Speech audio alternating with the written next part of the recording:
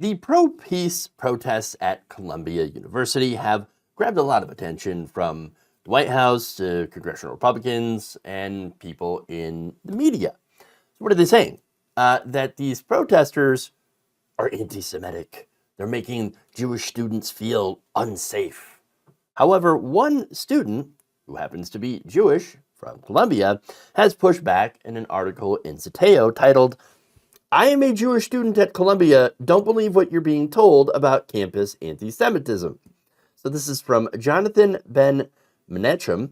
He writes that the talking heads would have you believe that the Columbia University campus has devolved into a hotbed of anti-Semitic violence. But the reality on the ground is very different. And he says in this article that he still can't believe how the events on campus over the past few days have been so cynically and hysterically misrepresented by the media and by our elected representatives. Not only that, but of course you've had these this massive police campus crackdown that has led to mass arrests. Yeah, it's it's kind of an unpopular position, siding with the police, and yet here you have all of these media figures and again, not just conservative politicians, but you have President Joe Biden that are calling this anti-Semitic. Now, here's some examples of media. This is Matt Luce of the Daily Beast. He is the conservative writer there saying the left needs to handle its anti-Semitism problem now. The left's anti-Semitism problem? Bro, when the left, who was out there during Charlottesville with tiki torches and screaming, "The Jews will not replace us," okay? And in Charlottesville, by the way, a protester, Heather Heyer, was run over by a neo-Nazi. You're kidding me, right? The left's got an anti-Semitism problem. No, it's the right wing that has an anti-Semitism problem. Now, getting back to Biden, he condemned the protests as, quote, anti-Semitic and dangerous. You also have people like Eve Bartlow calling this, basically saying that Charlottesville was not as bad as what's going on at Columbia. Was there any evidence of that? No, not according to people who are actually there. But that said, other people who, to be fair, this person is there. This is a prominent rabbi at the university, Eli Buchler, who warned the school's Jewish students on Sunday that they should return home as soon as possible and stay there until the demonstrations end. Okay, now look, I'm not saying that there haven't been some instances of anti-Semitism, right? Yes, it does happen, okay? And yes, it even happens during pro-Palestinian protests. Yes. Is that the majority? No. So here's the thing. Threatening Jewish people for being Jewish is bad. I think we can all agree on that, obviously. That would be anti-Semitic. Threatening Jewish people for supporting the Israeli government's brutal actions in Gaza, that is also bad.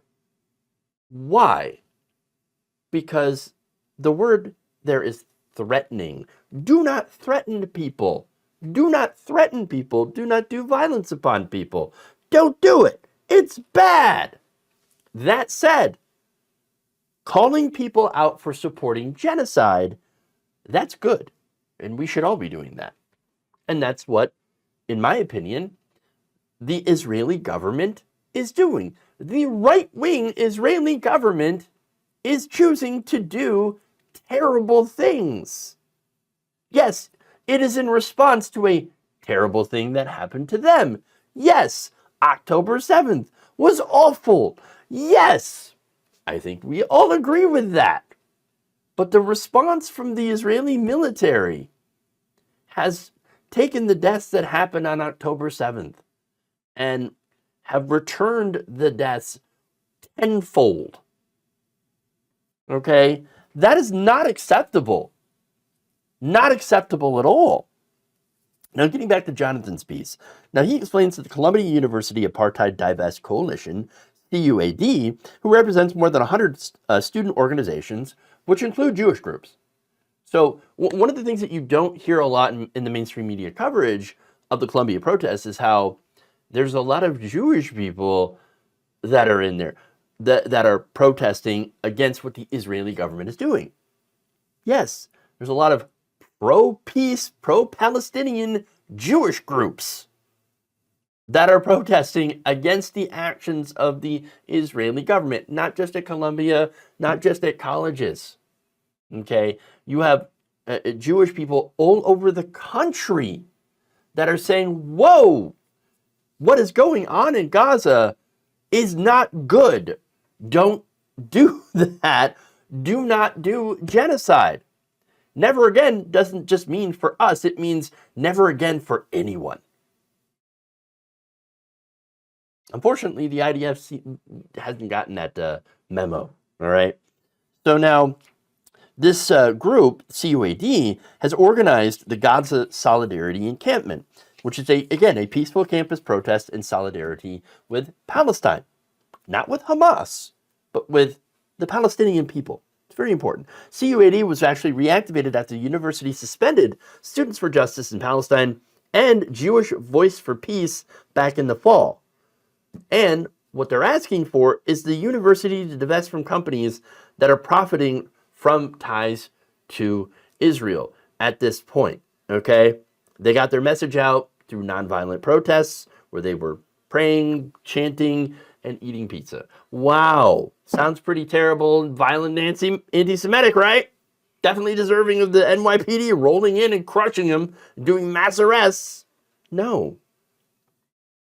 Now, one Jewish student who was protesting recalled that her and her fellow protesters were restrained in zip-tie handcuffs after they were arrested, taken away for 8 hours, held in cells where they had no privacy. Yeah, but it's the protesters that are making people feel unsafe. No, it's the police making people feel unsafe.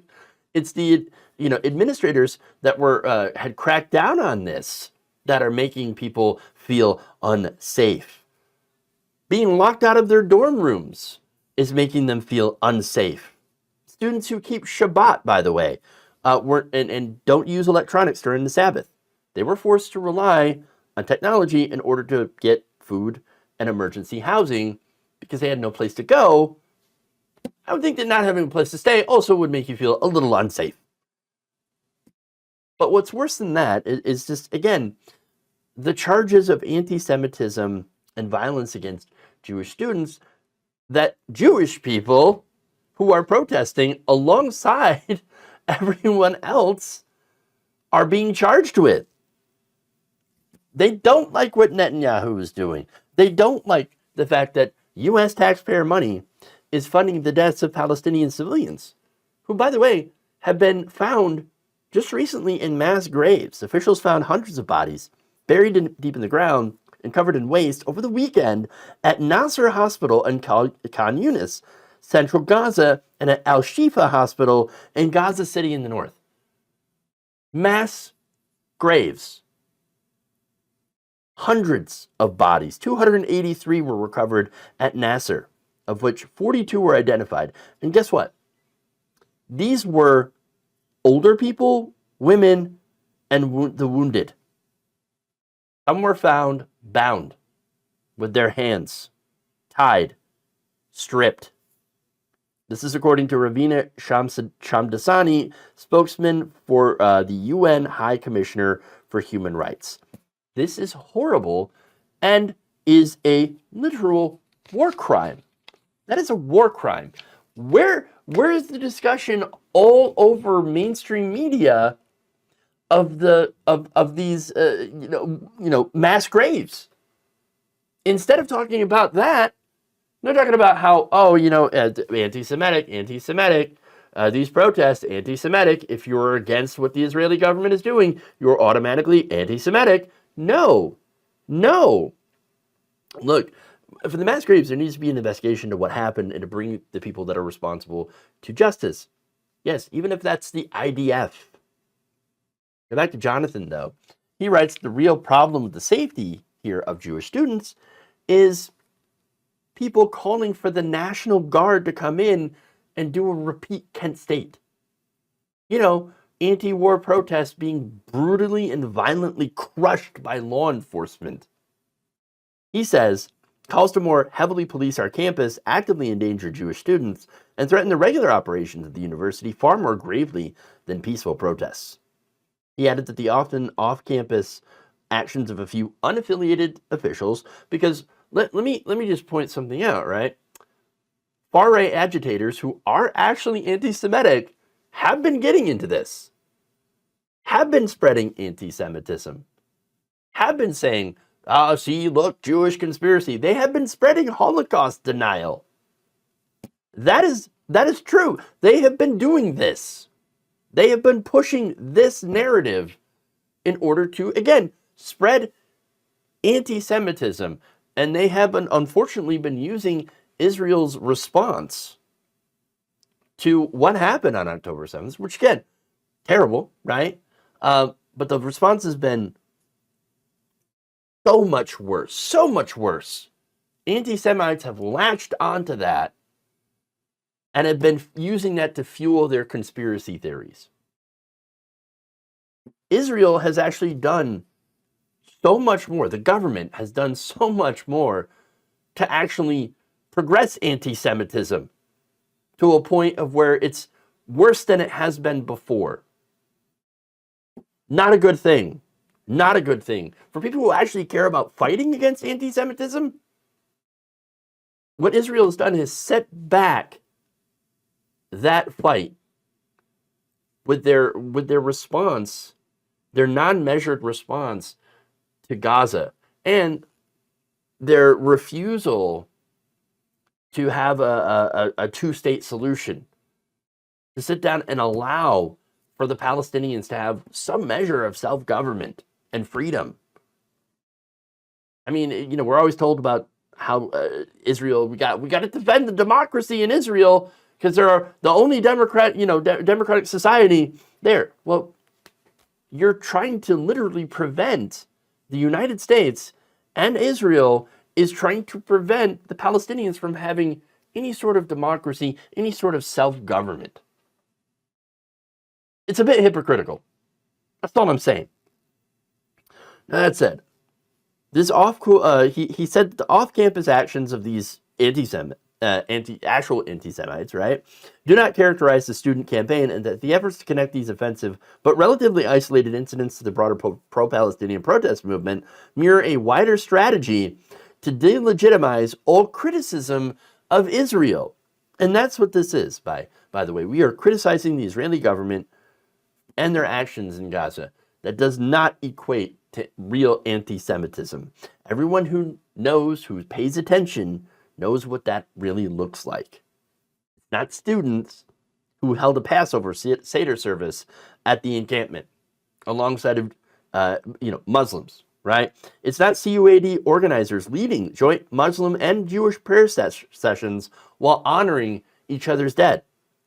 It is not protesting against a war that is harming both Jewish and Palestinian people, and far more of the former than the latter. At the end of the day, what Columbia is doing is treating its student protesters the way that, Vietnam anti-war protesters were being treated. Terribly. Smearing them as violent and dangerous for just protesting against what is now an unjust war.